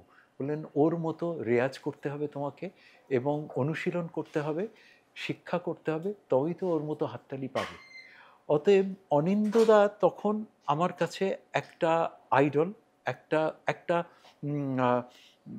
একটা গোল, ওইটাই আমার কাছে গোল। এবং আমি তখন থেকে, তার পরের দিন থেকে আমার স্পৃহাটা আরও বেড়ে গেল কি করে আমি ওই রকম বাজাতে পারবো। অতএব এইটা হচ্ছে আমার প্রথম মঞ্চ দর্শন, এবং চূড়ান্ত ফেলিওর থেকে কি করে মঞ্চকে একটা একটা পূজার বেদি করে নেওয়া যায়, একটা অসাধারণ প্রাপ্তির একটা আলয় করে নেওয়া যায়, সেইটা আস্তে আস্তে গড়ে উঠল। এখন আমার কাছে মঞ্চটা, যেদিন আমার অনুষ্ঠান থাকে না সেদিন আমি মঞ্চকে ভীষণ মিস করি। আমার কাছে মঞ্চ আমার যেন অস্তিত্ব, আমার জন্মই যেন হয়েছে মঞ্চের জন্যে, মঞ্চে আগমনের জন্যে। এবং যতক্ষণ না ওই অডিয়েন্সের কাছ থেকে আমি হাততালির আওয়াজটা না পাই, ততক্ষণ যেন আমার সেদিনকার জীবন দর্শনটা পূর্ণতা প্রাপ্ত হয় না। বাহ, কি অসাধারণ অভিষেক আপনার। আমার এখানে একটা প্রশ্ন রয়েছে যে এরকমও তো একটা দিন ছিল যেদিন আপনি মানে একেবারে বলা যেতে পারে শত ফুলে বিকশিত হয়ে আপনি আপনার পূর্ণ অবয়বে আপনি আপনার সাংগীতিক মূর্ছনায় একটা অদ্ভুত আবহ সৃষ্টি করছেন, এবং আপনার বাবা অবশ্যই আমাদের পরম শ্রদ্ধেয় আচার্য জ্ঞান প্রকাশ ঘোষ, তিনি বসে শুনছেন, এরকমও তো হয়েছে। হ্যাঁ, অনেকবার হয়েছে। উনি একটা কথা আমাকে বলেছিলেন যে আমাদেরও তো পরীক্ষা দিতে হয়, আমাদের পরীক্ষাটা কোথায় হয়? মঞ্চে হয়। আমাদের সঙ্গীতটা এমন, শিক্ষার একটা জায়গা থাকে অবশ্যই, সেটা এক একটা পর্যায়ে থাকে, মাধ্যমিক, উচ্চ মাধ্যমিক, কলেজ সবই থাকে, কিন্তু কোনো একটা সিলেবাস, আমাদের নির্দিষ্ট সিলেবাস থাকে না। যার যেদিকে অ্যাপটিটিউড সেই হিসেবে গুরু তাকে গড়ে তোলেন। এবং মঞ্চে কি হয়, সেদিনকার পার্টিকুলার যে আবহ, সেটা আমি যেখানেই বাজাই, সেটা প্যারিসের মঞ্চে বাজাই বা নৈহাটির মঞ্চে বাজাই বা কলকাতার মঞ্চে বাজাই বা হল্যান্ডে বাজাই বা আমেরিকাতে বাজাই, প্রত্যেকটা মঞ্চ প্রতিদিন আমাদের, যেহেতু মঞ্চটা পাল্টে যাচ্ছে, দর্শকও পাল্টে যাচ্ছে। আজকে নৈহাটির দর্শকের সামনে যেটা বাজাচ্ছি, নেদারল্যান্ডসে গিয়ে যদি নৈহাটির দর্শকের বাজনাটাই আমি যদি রিপিট করি নেদারল্যান্ডসে গিয়ে পরের দিন, সেটা সেটা নাও নিতে পারে, অথবা নিতেও পারে।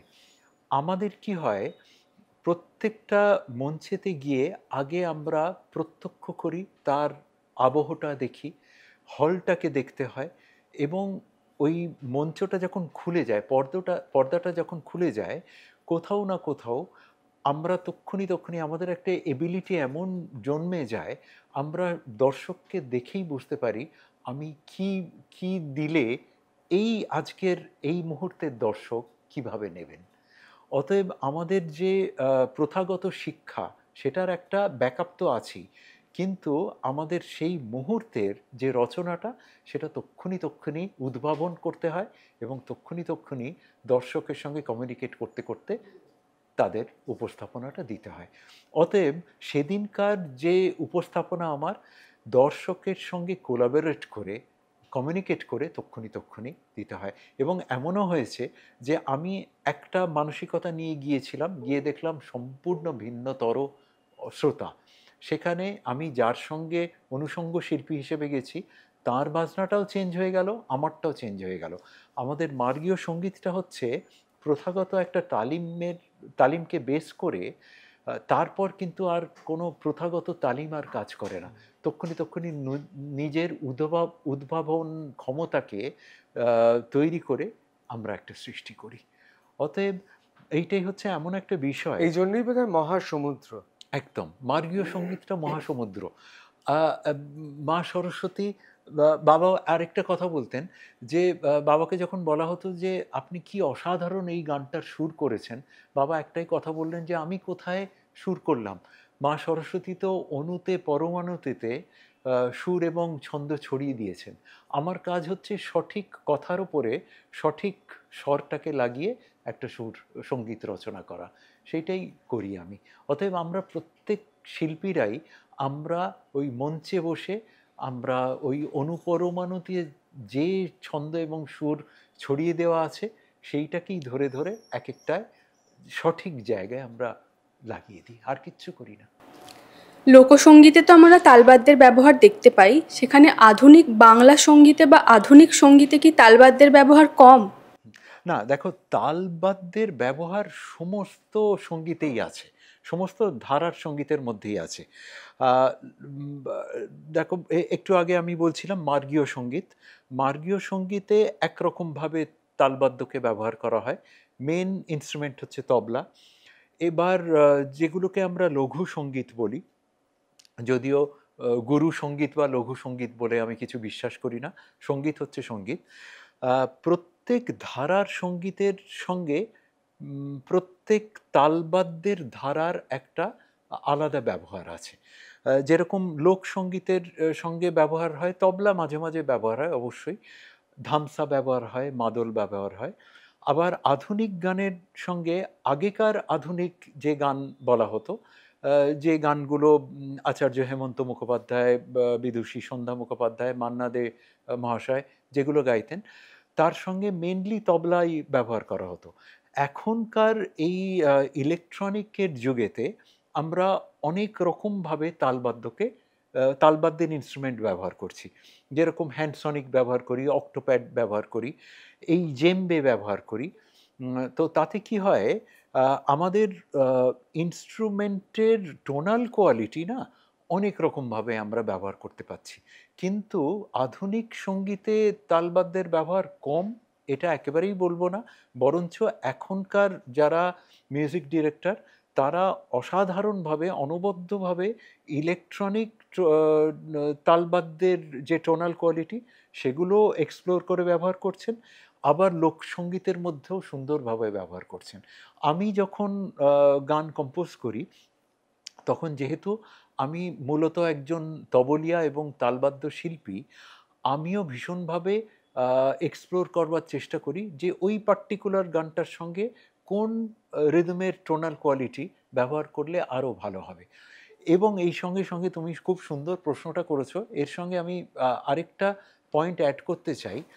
এখনকার একটা ট্রেন্ড এসছে যে বিশেষ করে ইয়াং জেনারেশনের মধ্যে, তোমাদের যে জেনারেশন, তাদের মধ্যে আমি দেখেছি যেটা আমি খুব উপভোগ করি, যেটা আমি এনজয় করি অ্যাজ আ তবলা প্লেয়ার আর কি, সেটা হচ্ছে যে যিনি গায়ক তিনি যখন গান করছেন তার সঙ্গে অডিয়েন্স নাচতে চাইছে। অতএব বিশেষ করে যখন র্যাপ গাওয়া হচ্ছে বা ব্যান্ডের গান গাওয়া হচ্ছে বা লোকসঙ্গীত গাওয়া হচ্ছে, এইখানে তালবাদ্যের যে ভূমিকাটা সেইটা কিন্তু বিশাল একটা অপরিসীম জায়গা এখানে তারা পায়। এবং খুব লাউড রিদমের সঙ্গে আমি যখন দেখি যে সারা হল নাচছে বা সারা প্রাঙ্গণ নাচছে, আমি খুব আনন্দ পাই। অতএব এইখানে তালবাদ্যের ব্যবহার সমস্ত ধারার সঙ্গীতের মধ্যেই আছে, এবং যত দিন যাচ্ছে আরও যেন বেশি করে তালবাদ্যকে আঁকড়ে ধরে এখনকার জেনারেশন আরও বেশি করে উপভোগ করছে সঙ্গীতকে। আমার একটা ছোট্ট প্রশ্ন ছিল যে বেশিরভাগ ক্ষেত্রে দেখা যায় যে তালবাদ্য বাজাচ্ছেন পুরুষেরা, পুরুষদের আধিপত্য তালবাদ্যে সবসময় বেশি। তা কখনো খুবই হয়তো কম দেখা যায় যে মহিলারা তবলা বা ড্রামস বা অন্য যা তালবাদ্য আছে সেগুলো বাজাচ্ছেন। হ্যাঁ, তো আপনার কি মনে হয় যে এটা কি ধীরে ধীরে বদলাবে, মহিলারাও আসবেন তালবাদ্য বাজাতে? অলরেডি বদলাতে তো শুরু করেছে, ছবিটা বদলে যাচ্ছে। কারণ এখন দেখো আর লিমিটেড নেই, কিন্তু মানে পুরুষদের মধ্যেই লিমিটেশনটা উঠে গেছে। আমরা রিম্পাকে পাই, রিম্পা শিবকে পাই, অসাধারণ তবলিয়া। জাকিরজির ছাত্রীকে আমরা পাই। এবং শুধু তবলা কেন, ঢোল বাজাতে আমরা দেখি মহিলাদের। আমি জানি না এটা কেন ছিল শুধু একচেটিয়া পুরুষদের মধ্যেই কেন আবদ্ধ ছিল, আমি জানি না।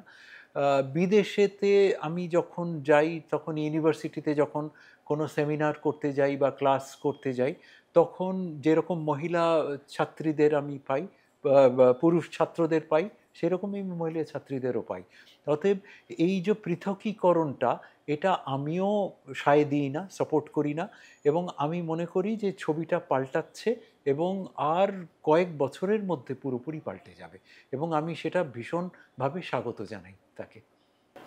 আপনি জার্মানি, ফ্রান্স, ইউএসএতে আপনি এই পারফরমেন্সগুলো করে থাকেন আর কি। তো বাইরেও গান গেয়েছেন, আবার নিজের দেশেও গান গেয়েছেন। কোথায় বেশি জনপ্রিয়তাটা লাভ করেছেন? আচ্ছা, দারুণ প্রশ্ন। প্রশ্নের শুরুতে আগে আমি বলি যে না, গান আমার খুব প্রিয়। I am basically a bathroom singer, কিন্তু গানটা আমি মঞ্চে গাইবার সাহস করি না। তবে আমি সুর করি, আমার মিউজিক ডিরেকশনে প্রতি বছর অনেক গান বেরোয় আর কি। তো এবার আমার যে ক্ষেত্রটা, সেটা হচ্ছে যে আমরা তো এই যুগের শিল্পী যারা না, আমরা মনে করি আমরা হচ্ছে গ্লোবাল মিউজিশিয়ান। আমরা সারা পৃথিবী জুড়ে সঙ্গীত প্রদর্শন করি। এবং এইখানে আমরা বলি যে তুমি যে প্রশ্নটা করলে যে কোথায় জনপ্রিয়তা বেশি, সঙ্গীত এমন একটা বিষয়, ছন্দ এমন একটা বিষয়, তার জনপ্রিয়তা সব জায়গায়। আমাদের শিল্পীদের দায়িত্ব প্রত্যেক জায়গায়, একটু আগে আমি ঋতব্রতকেও বলছিলাম যে অডিয়েন্স হিসেবে আমাদের পারফরমেন্সটা দেওয়ার যে প্রবণতা, সেইটাকে রচনা করতে। অতএব আমি সমস্ত জায়গায় যেখানেই পারফর্ম করি, সেখানেই আমি মা সরস্বতীর কৃপায় আমি খুব বেশি করে, খুব ভালো করে প্রশংসিত হই। সেটা আমি কোনো আমার ইগোর জায়গা থেকে বলছি না, বা আমার দম্ভের জায়গা থেকে বলছি না। আমাদের বিষয়টাই এমন, আমরা যদি সঠিকভাবে প্রদর্শন করতে পারি, দেখো বেসিক্যালি উই আর এন্টারটেইনার্স, আমরা মনোরঞ্জন করে থাকি দর্শকের। আমরা যদি সঠিকভাবে, সঠিক দর্শকের কাছে সঠিক সময়েতে আমরা ঠিক জিনিসটা উপস্থাপন করতে পারি, তাহলে দর্শকের মনোরঞ্জন হয় এবং আমরা প্রশংসিত হই। এবং এতগুলো বছর পরে একটা অভিজ্ঞতার মধ্যে দিয়ে তো আমরা গেছি, এখন আমরা বুঝতে পারি যে কোন শ্রোতার কাছে কি দিলে তারা অ্যাকসেপ্ট করবেন। অতএব আমার কাছে পৃথিবীটা হচ্ছে একটা বিশ্বমঞ্চ। সেটা যেখানেই হোক না কেন, আমার দেশের মঞ্চ হোক, বিদেশের মঞ্চ হোক, গ্রামীণ মঞ্চ হোক, শহুরে মঞ্চ হোক, সেখানে আমি প্রত্যেক জায়গাতেই আমি প্রশংসিত হয়ে থাকি। এবং তার একমাত্র কারণ হচ্ছে, তার দুটো কারণ। একটা হচ্ছে আমার পিতৃদেবের বা গুরুর অসাধারণ তালিম, এবং সঙ্গীতের যে পূজা আমি করে এসেছি, সেই পূজার বোধহয় ফল আমি পাচ্ছি, তাই জন্যে আমি প্রশংসিত হচ্ছি। অতএব আমার নিজস্ব কোনো এতে দম্ভ বা ইগোর জায়গা থেকে আমি কথাটা বললাম না। সঙ্গীত বিষয়টাই এমন যে সঠিকভাবে যদি প্রদর্শিত করা যায়, তাহলেই প্রশংসা আসবে সব জায়গাতে, সারা পৃথিবী থেকেই আসবে। Gauri Devi Institute of Medical Sciences and Hospital, GT Road, Rajpath, Durgapur. Best place to study. For contact us, call 7797662222, 9775696237. আমার প্রশ্নটা হচ্ছে, আপনি নিজেই বললেন যে ইলেকট্রনিক্স যন্ত্র এখন তালবাদ্যে এসে গেছে। হ্যাঁ। তো আমরা এখন দেখছি, আমরা যদি শুরু থেকে দেখি, ছোটোবেলায় যখন ছিলাম, এটা আমরা এআর রহমানকে দেখেছিলাম, তিনি প্রথম একটা ট্র্যাক বানিয়ে দিলেন, একটা ল্যাপটপের উপর পুরো গান হয়ে যাচ্ছে। কিন্তু আদতে যারা শিল্পী, যারা আপনি তবলাবাদক, সঙ্গে আরও অনেক কিছু বাজান, ধামসা, মাদল, ঢোল, খোল, ঢাক, জিম্মি, ক্যাজন, অনেক কিছু আছে। এই যারা বাজায় প্র্যাকটিক্যালি তাদের দিন কি ফুরিয়ে আসছে? কারণ শুধু ইলেকট্রনিক্স যন্ত্রপাতিতে আটকে নেই, আগামীতে কিন্তু এআই আসছে, এআই পুরো ট্র্যাক তৈরি করে দিচ্ছে, এমনকি কিশোর কুমারকে দিয়েও গান গাইয়ে দিচ্ছে। এখানে কতটা ভয়ঙ্কর হতে চলেছে যারা সত্যিকারের মানে প্র্যাকটিক্যালি বাদক শিল্পী তাদের ক্ষেত্রে। একদম অসাধারণ এই প্রশ্নটাও। একটা হচ্ছে ইলেকট্রনিক মিডিয়ামের মধ্যে দিয়ে একটা সাউন্ড বা টোনাল কোয়ালিটি প্রস্তুত করা, আরেকটাকে আমরা বলি অ্যাকোস্টিক। সেটা হচ্ছে একেবারে চামড়ার যন্ত্র বলো বা একেবারে হাত দিয়ে যেগুলো বাজানো হয়। তো এবার কি হচ্ছে, একটা ইভলিউশন তো আসে, বিবর্তনের মধ্যে দিয়ে আমরা যাই।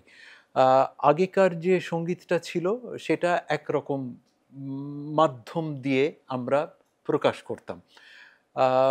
ডিজিটালি এখন আমরা অনেক অ্যাডভান্সড, ইলেকট্রনিক্যালি অনেক অ্যাডভান্সড, অনেক রকম টোনাল কোয়ালিটি বেরিয়েছে। এইবার কি হয়, এখনকার দর্শক বা শ্রোতা তারাও তো এই নতুন নতুন টোনাল কোয়ালিটির সঙ্গে নিজের কানকে অভ্যস্ত করে নিচ্ছে। এখন শুধু আনন্দবাদ্য বা তবলাতে তাদের মন প্রাণ কান স্যাটিসফাইড হচ্ছে না। অতএব আমরা যারা এখনকার যুগের যারা কম্পোজার, যারা শিল্পী, তারাও আমরা চাইছি যে নানা রকম ধরনের সাউন্ড ইনকালকেট করতে আমাদের প্রোডাকশনের মধ্যে। তো আমি যখন রেকর্ডিং করি তখন শুধুমাত্র তবলাতে আবদ্ধ থাকে না আমার কোনো প্রোডাকশন। আমি অবশ্যই তার সঙ্গে ইলেকট্রনিক ইনস্ট্রুমেন্ট আমি অ্যাপ্লাই করি, হ্যান্ডসনিক অ্যাপ্লাই করি। তুমি কাহনের কথা বললে, ইলেকট্রনিক, তুমি যদিও কাহন অ্যাকোস্টিকের মধ্যেই পড়ে, জেম্বে যেরকম এই ইনস্ট্রুমেন্টটা আমি একটু পরে বাজাবো এটা। তো এই যে ইনস্ট্রুমেন্টগুলো কি হয়, নানা রকম টোনাল কোয়ালিটির সঙ্গে সঙ্গে একটা আবহ সৃষ্টি করে, একটা ছান্দিক আবহ সৃষ্টি করে। এইবার যেটা অসাধারণ তুমি প্রশ্ন করলে, যে যারা মিউজিশিয়ান, এখনকার মিউজিশিয়ান যারা তবলা বাজান, বিশেষ করে যারা অন্য রকম ইলেকট্রনিক ইনস্ট্রুমেন্ট ব্যবহার করেন না বা বাজান না, তাদের কি হবে? এটা একটা ভয়ঙ্কর পরিস্থিতি, সত্যিকারের ভয়ঙ্কর পরিস্থিতি। আমি আমার চোখের সামনেই অনেক আমার জেনারেশনের তবলাবাদককে দেখেছি যারা কমার্শিয়াল বাজান, তাদের অনেক প্রোগ্রাম কমে গেছে। কারণ এখন অক্টোপ্যাড এসে গেছে, হ্যান্ডসনিক এসে গেছে, হ্যান্ডসনিকেতেই তো তবলা বাজানো যায়।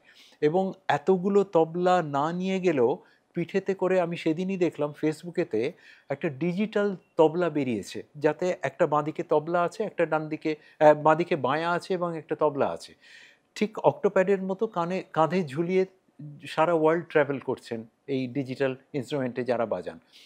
তার থেকে তবলার অন্তত লক্ষ কোটি সাউন্ড বেরোয়, তবলা মেলাতে হয় না হাতুড়ি দিয়ে, আর অতগুলো তবলা ক্যারি করতে হয় না।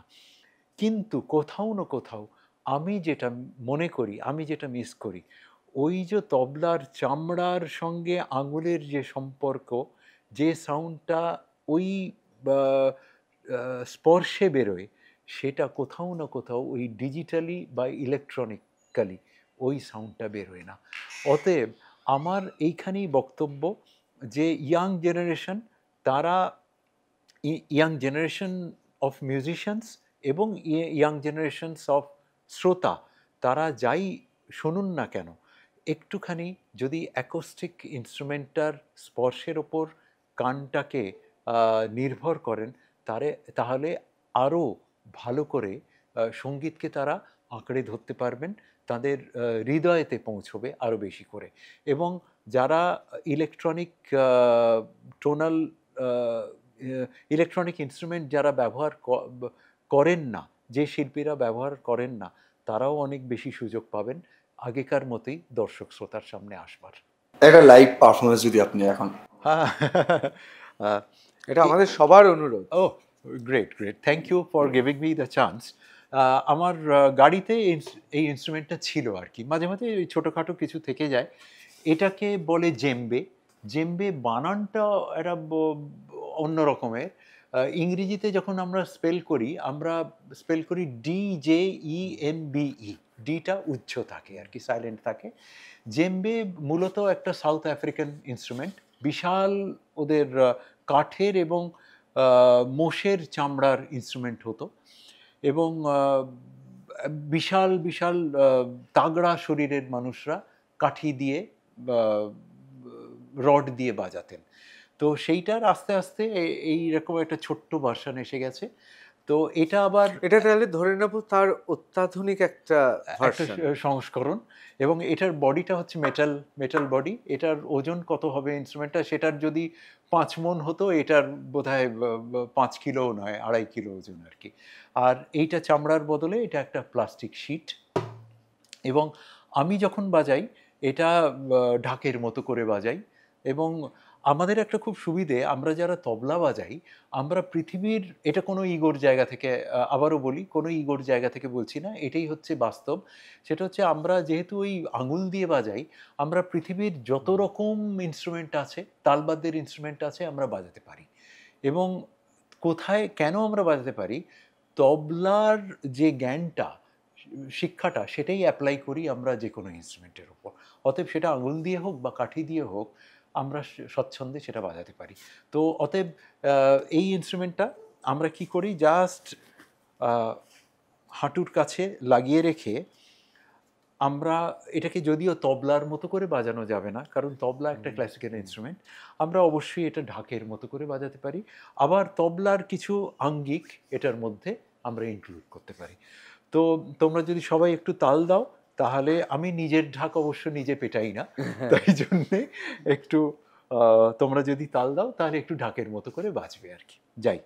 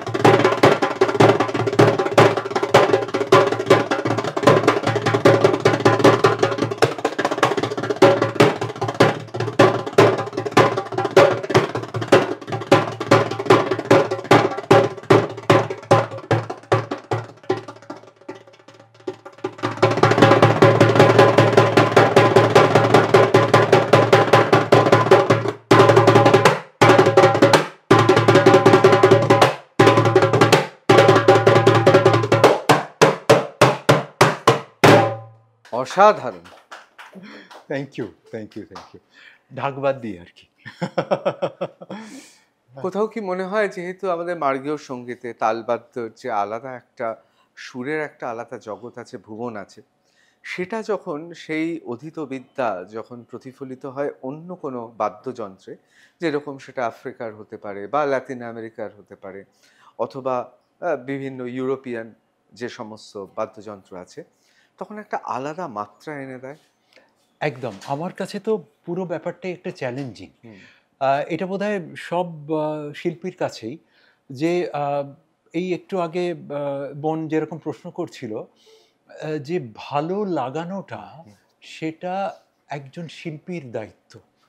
আমরা কখনোই বলতে পারি না যে এইখানকার শ্রোতা খুব বাজে। আমি যদি শ্রোতাকে না আমার প্রতি, আমার শিল্পের প্রতি আকৃষ্ট করতে পারি, তাহলে তো আমি একজন পূর্ণতাপ্রাপ্ত আমি শিল্পী হতে পারলাম না। যে কোনো মুহূর্তে, যে কোনো জায়গাতে আমার সাংগীতিক যে পরিবেশনাটা, সেইটা মনোগ্রাহী করতে হবে দর্শকের কাছে। কারণ after all, at the end of the day, I am an entertainer, আমি মনোরঞ্জনকারী।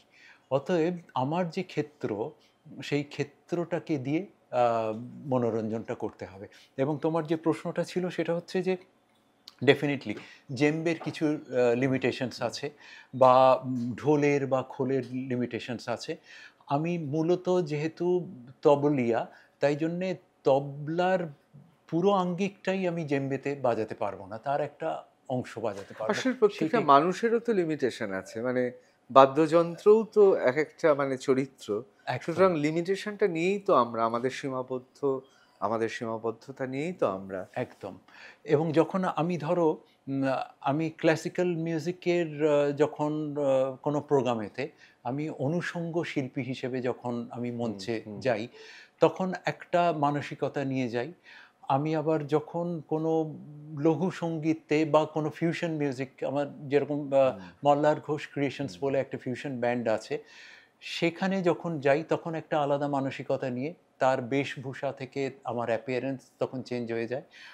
আবার অ্যাট দ্য সেম টাইম যখন আমি পুজোর সঙ্গীত তৈরি করি, পুজোর থিম মিউজিক যখন রচনা করি, তখন আমার পুরো চিন্তাটা তখন একটা অন্য দিকে তখন মোল্ড করে যায়। তখন কি হয়, আমার প্রদর্শনটা কোথায় হবে বা কারা শুনবেন, তাদের চরিত্রগুলো, তাদের মুখগুলো আমার কাছে ভেসে ওঠে। অতএব সেই মুখগুলো দেখে আমরা তখন নিজেকে চেঞ্জ করি। অতএব আমার ক্ষেত্রে তো তাই হয়, কারণ সঙ্গীত, তুমি একটু আগে যে বলছিলে, এটা একটা সাগর, এবং তার তল পাওয়া খুব মুশকিল। এবং আমরা শুধু একটা আঙ্গিক থেকে আমরা সঙ্গীতকে আবিষ্কার করবার চেষ্টা করে যাচ্ছি সারা জীবন ধরে। এবার একটা অর্বাচীন প্রশ্ন করি। আমরা তো সংবাদ জগতের মানুষ, আমরা ছোটবেলা থেকে দেখে এসেছি যে বিভিন্ন জায়গায়, বিভিন্ন সংবাদ মাধ্যমে সঙ্গীতে, বিশেষ করে আমাদের যখন কোনো একটা বুলেটিন শুরু হয়, তার যে একটা বুলেটিনের যে ইন্ট্রোডাকশনটা থাকে, ভূমিকাটা থাকে, তার সঙ্গে গ্রাফিক্সের সঙ্গে আমাদের একটা মিউজিক অত্যন্ত গুরুত্বপূর্ণ একটা আবহ তৈরি করে। এবং সেক্ষেত্রে কিন্তু তাল বাদ্যের জুড়ি মেলা ভার যে কোনো নিউজ চ্যানেলে। এবং সেই জায়গাতে দাঁড়িয়ে আমার প্রশ্ন হচ্ছে, তাল বাদ্য তো একাধারে একটা রোমাঞ্চ সৃষ্টি করে। এই যে ধ্রিদিম ধ্রিদিম তাল, অথবা আফ্রিকা বা বিভিন্ন ট্রাইবাল ওয়ার্ল্ডে যারা আদিবাসী, যারা তাদের এই যে এক জায়গা থেকে আরেক জায়গায় বার্তাও পৌঁছে দিতেন তালের মাধ্যমে। একদম। এবং যুদ্ধেরও একটা আলাদা তাল রয়েছে, এবং তাল রোমাঞ্চ সৃষ্টি করে। আবার মার্গীয় সঙ্গীতে তাল একটা অদ্ভুত ছান্দিক গতি গোটা আবহটাকে পরিবর্তন করে দিতে পারে। বিদেশে যখন আপনারা বাজান, তখন কোন বিষয়টার দিকে বেশি নজর রাখেন, বা ছান্দিক না রোমাঞ্চ? বাহ, দারুণ, অসাধারণ প্রশ্ন। পণ্ডিত রবিশঙ্কর, ওস্তাদ আল্লাহ রাখা। আমি একটুখানি পেছনে চলে যাচ্ছি, কারণ এই প্রশ্নে উত্তরে আসছি। বিদেশের মাটিতে আমি যতদূর জানি, ভারতীয় মার্গ সঙ্গীতকে বা ভারতীয় সঙ্গীতকে এরাই নিয়ে যাওয়ার পথিকৃৎ ছিলেন, এরাই পায়োনিয়ার ছিলেন। এইবার এই যে আমাদের একেবারে একটা নতুন ধারার সঙ্গীতকে তারা তো স্পর্শ করতে পারলেন বিদেশের মাটিতে।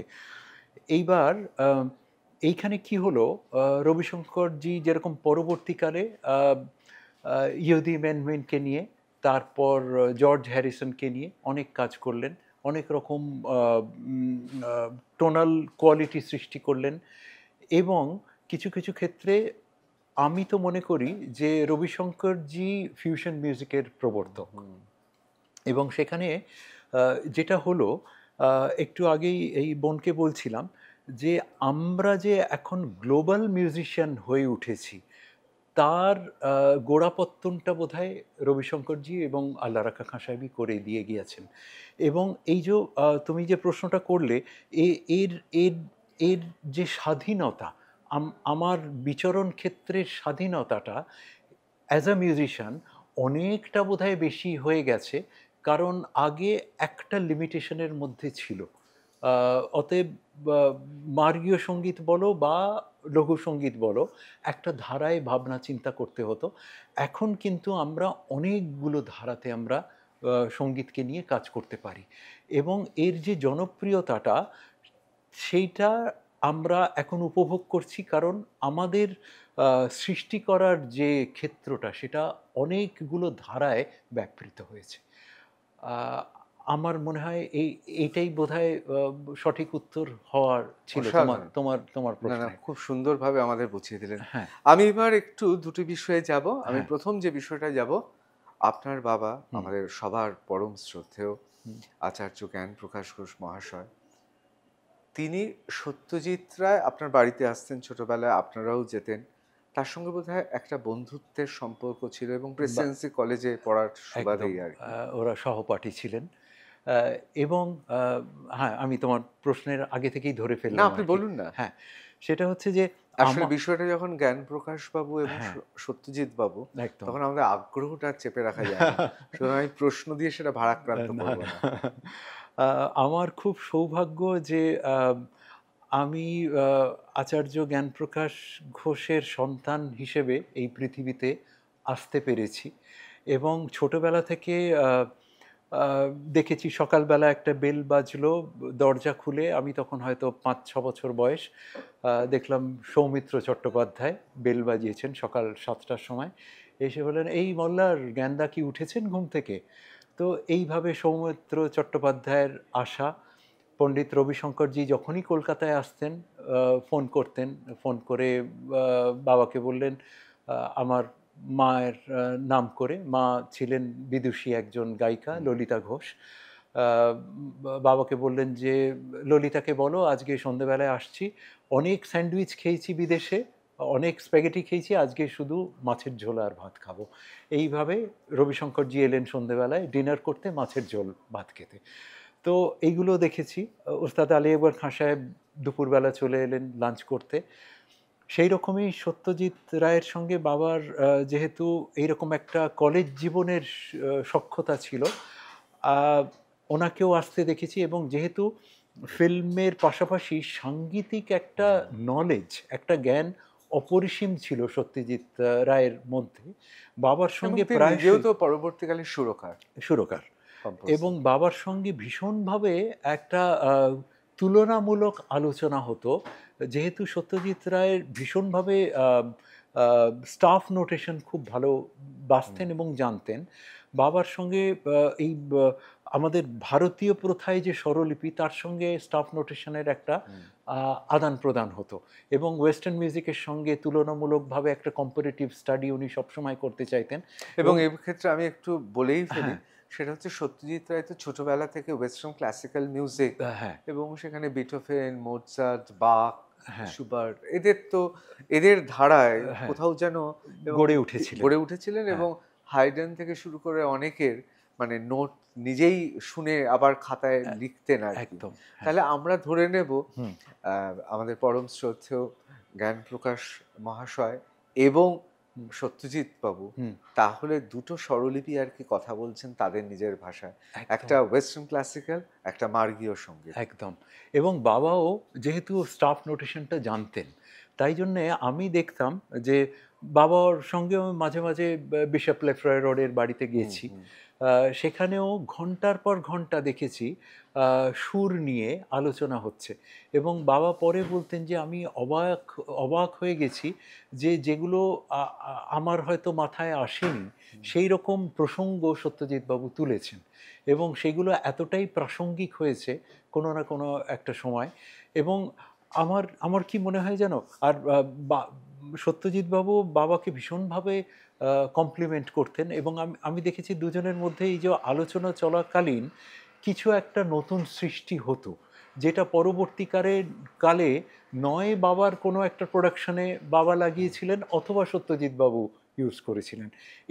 এটা কিন্তু ওই দুজনের মধ্যে যে আলোচনার ভিত্তিতে উঠে আসা একটা উপাদান, এবং এটা সব মিউজিশিয়ানের মধ্যেই হতো। এখন সেটা কতটা হয় আমার কাছে একটা প্রশ্নচিহ্ন সেখানে, কিন্তু আগেকার মিউজিশিয়ানদের মধ্যে আমি দেখেছি পণ্ডিত বিরজু মহারাজজি অসাধারণ ঈশ্বরীয় নৃত্যশিল্পী, তার সঙ্গে বাবার যখন দেখা হতো এমন এমন বিষয় নিয়ে আলোচনা হতো, এবং পণ্ডিত রবিশঙ্কর যখন আসতেন সারাদিন ধরে কি আলোচনা হতো, কোনো অন্য পরনিন্দা পরচর্চা নয়, অন্য কোনো বিষয় নয়। লাস্ট যখন তাদের সঙ্গে দেখা হয়েছিল, কথোপকথন হয়েছিল, তারপর থেকে কে কি নতুন নতুন রচনা করেছেন, কে কি নতুন নতুন ভাবনা ভেবেছেন সঙ্গীত নিয়ে, সেইটা নিয়ে তারা আলোচনা করতেন। আমার খুব জানতে ইচ্ছে করে আচার্য জ্ঞানপ্রকাশ ঘোষ মহাশয় সত্যজিৎ রায়ের 3টে ছবির কথা বলবো। হ্যাঁ। সেটা পরশ পাথর, হীরক রাজার দেশে, গুপি গাইন বাঘাবাইন।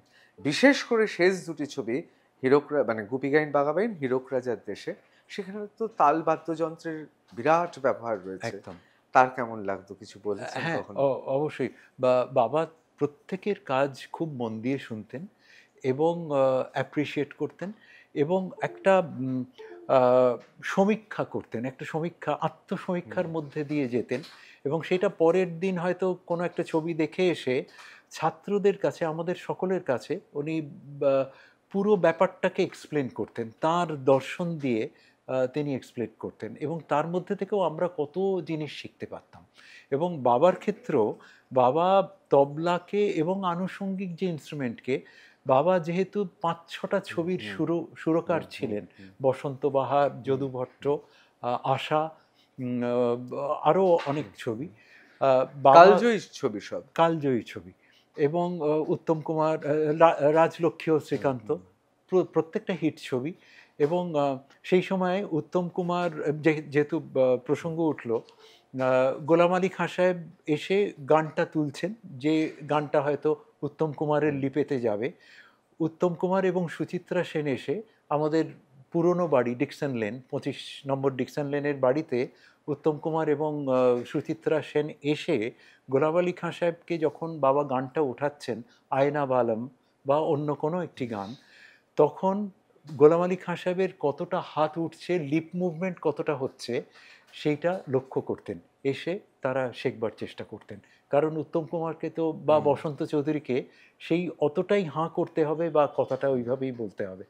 তো এই যে একটা কম্পারেটিভ স্টাডি তখনকার শিল্পীরা ভীষণ মনোযোগ দিয়ে করতেন, এবং বাবার ছবির সুরের ক্ষেত্রে বাবা যেরকম ওয়েস্টার্ন এলিমেন্টস ব্যবহার করেছিলেন, সেই রকম ইন্ডিয়ান এলিমেন্টসও ব্যবহার করতেন তার সৃষ্টির মধ্যে। তাহলে 25 নম্বর ডিকসন লেনের যে বাড়ি, সেই বাড়িতে অনেকেই রথী মহারথীরা যেতেন। একদম, ওটা তো সঙ্গীতের একটা পীঠস্থান ছিল। দুর্ভাগ্যবশত আমার জন্ম ওই বাড়িতে হয়নি। বাবার যখন এই নতুন ফ্ল্যাটেতে যখন চলে এলেন হেমছায়াতে, তখন আমি শিশু, 2 বছর বয়স, তখন 2.5 বছর বয়স, এবং তখন থেকে আমি যাদের পেয়েছি, রবিশঙ্করজিকে পেয়েছি, আলী আকবর খাঁ সাহেব পেয়েছি, সত্যজিৎ বাবুকে পেয়েছি, সৌমিত্রবাবুকে পেয়েছি, সন্ধ্যা মুখোপাধ্যায়, মানবেন্দ্র মুখোপাধ্যায়, হেমন্ত মুখোপাধ্যায়, বেশিরভাগ সময়েই তারা আসতেন আড্ডার মারতে, এবং ওই আড্ডাটা আমার কাছে যত আমি বেড়ে উঠতাম, বয়স যত বাড়ছে, আমার কাছে একটা শিক্ষার একটা আবহ তৈরি করেছিল। প্রত্যেকটা আড্ডা আমার কাছে একটা ক্লাসরুম হয়ে উঠেছিল।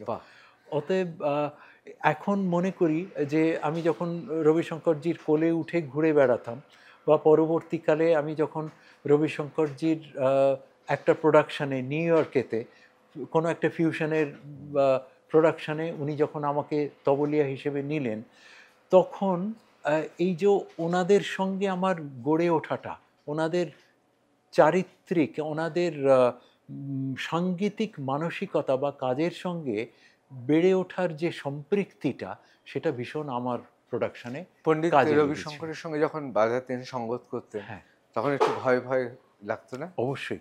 আমি ওনার এতটাই আমি ছোট ছিলাম, ওনার সেতারের সঙ্গে আমার সৌভাগ্য হয়নি অ্যাকম্পানিমেন্ট করার, কিন্তু ওনার অনেক সাংগীতিক কাজেতে আমাকে উনি ব্যবহার করেছিলেন তবলিয়া হিসেবে।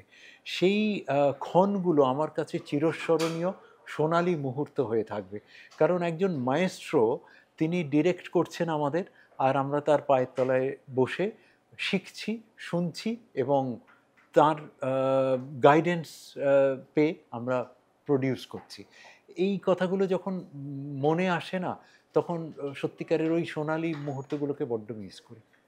বিশেষ করে যেহেতু পিতৃবন্ধু আর কি, মানে আপনার বাবার বন্ধু পণ্ডিত রবিশঙ্কর, তার কাছে আপনি বন্ধুপুত্র, পুত্র সম, তাহলে কি স্নেহ, প্রশ্রয় এবং কিছুটা হলেও শাসন থাকতো? হ্যাঁ, অবশ্যই থাকতো, এবং সেই শাসনটা ভালোবাসার শাসন ছিল।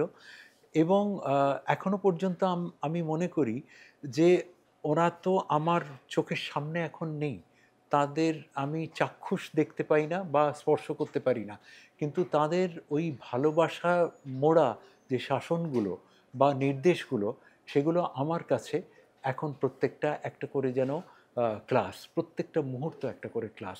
এবং কোথাও কোনো প্রশ্ন আসলে আমি তাদের ওই গাইডেন্সের কথাগুলো মনে করি। বাবার শিক্ষার সঙ্গে সঙ্গে এই মহাপুরুষদের শিক্ষাগুলো আমার প্রতি মুহূর্তে কাজে লাগে সৃষ্টি করতে গিয়ে। মল্লাদা, একদম সময় কম, আমি 3টে প্রশ্ন করব। একদম। আমিও খুব ভেবে প্রশ্ন করছি না, আপনিও ভেবে উত্তর দেবেন না। আমাদের পরম শ্রদ্ধেয় পণ্ডিত জ্ঞানপ্রকাশ ঘোষ মহাশয়, তার প্রিয় রাগ কি ছিল? প্রত্যেকটা রাগকেই তিনি ভালোবাসতেন। তাহলে হঠাৎ মল্লার কেন? 16ই জুলাই আমার জন্ম, এবং আমি শুনেছি যে আমার জন্মক্ষণে প্রচণ্ড ওয়েদার খারাপ ছিল, বৃষ্টি হচ্ছিল। আমার যদিও বর্ষাকাল আমার নিজের প্রিয় নয়, কারণ শীতকাল আমার প্রিয়, কারণ প্রচুর প্রোগ্রাম থাকে শীতকালেতে, অতএব বর্ষাকালে খুব প্রোগ্রাম করতে যেতে অসুবিধা হয়। বাবা আমার জন্মের পরে ওই কানেতে যখন একটা প্রথা আছে না সঙ্গীত শিল্পীদের, যে একটা কোনো রাগ ওই শিশুর, সদ্যজাত শিশুর কানেতে গেয়ে দেওয়া বা ছন্দ কিছু গেয়ে দেওয়া, বাবা গেয়েছিলেন মল্লার রাগ। এবং আমার যখন নামকরণ করা হলো, বাবাই নামকরণ করেছিলেন মল্লার, অতএব সেই থেকেই মল্লার, আমি মল্লার। বাহ। আমার আরেকটি প্রশ্ন, এখন যখন বাজান দেশে বিদেশে বিভিন্ন জায়গায় স্টেজে বসে, কখনো পিতৃদেবের একটা, আপনার তো গুরু, মহাগুরু, তার অনুপস্থিতি আপনাকে ভাবায় বা মনে হয় যে তিনি থাকলে দেখলে ভালো হতো?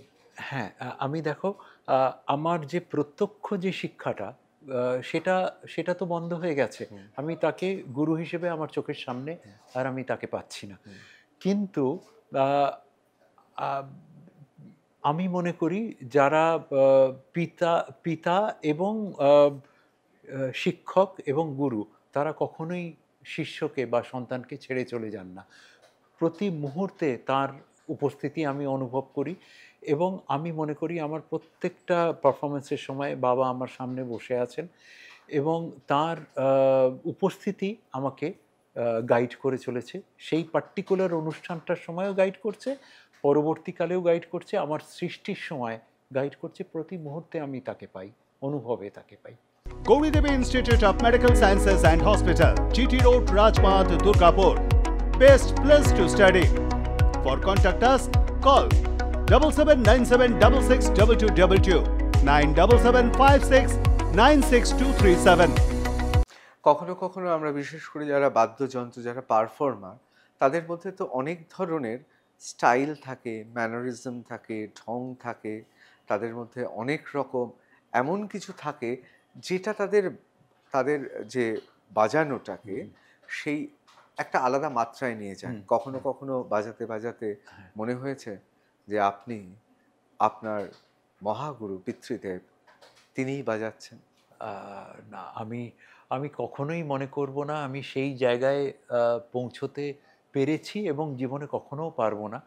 কিন্তু কোথাও না কোথাও এই এই যে এই যে ক্ষেত্রটা, আমার যে ধারা, আমি মনে করি এটা তো একটা সাগর।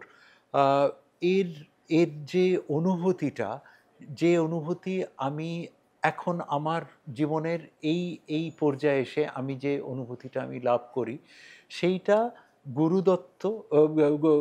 গুরুগত যে বিদ্যেটা আমি যেটা আহরণ করেছি, সেই আহরিত যে বিদ্যে, সেইটার সঙ্গে আমি ডেফিনেটলি আমি কানেক্ট করতে পারি।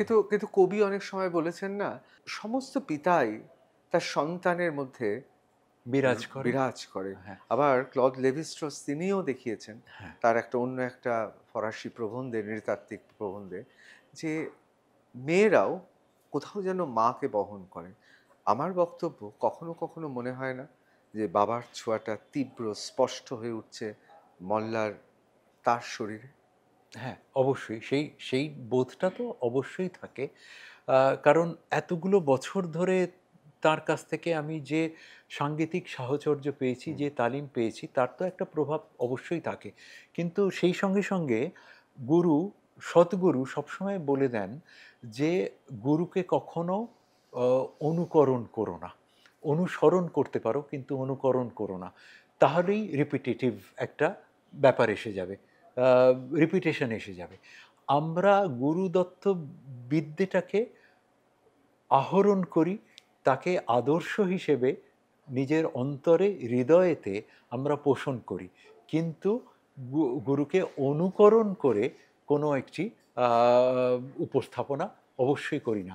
কিন্তু আচার্য মহাগুরু জ্ঞানপ্রকাশ ঘোষ, তিনি সবসময় আমার হৃদয়ে আছেন, আমার মস্তিষ্কে আছেন। তার উপস্থিতি ছাড়া তো আমি কোথাও নেই। তিনিই তো আমার সর্বস্ব, সব কিছু। মল্লাদা, অসাধারণ লাগলো। আমি আমার শেষ প্রশ্ন করার আগে আমি বলে রাখি যে দর্শকরা, তাদের আমি মনে হচ্ছে, আমি এখনো সম্পূর্ণ নিশ্চিত নয়, যে আমি একটা অনুরোধ করব, বেয়ারা অনুরোধ, ইংরেজিতে তাকে বলে ইনডিসেন্ট প্রপোজাল, আমি দেব মন্দার তাকে। আমি তাকে বলবো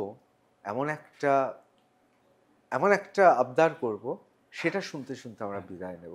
এবার আমি আমার প্রশ্নে আসি। হ্যাঁ, আমি খানিকটা বুঝতে পেরেছি, ধরতে না, পেরেছি। আমি বলছি, এত সুন্দর সুদর্শন পুরুষ আপনি। ও, থ্যাংক ইউ। কখনো মনে হয় আপনি একেবারে কলারটা বাঙালিয়ানা, টেনে নিলাম। আবার কখনো দেখলে মনে হয় হয়তো কোনো ফরাসি মিউজিশিয়ান পিয়ানো ছেড়ে এক্ষুনি উঠে এলেন। বাহ!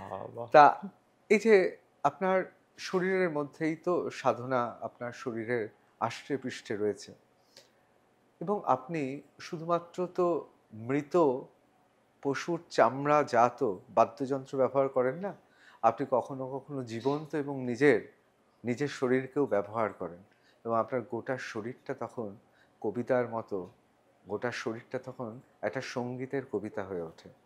আমার অনুরোধ, আপনার সেই পারফরমেন্স দেখতে দেখতে আমরা এবং আমাদের দর্শকরা আমরা বিদায় নেব।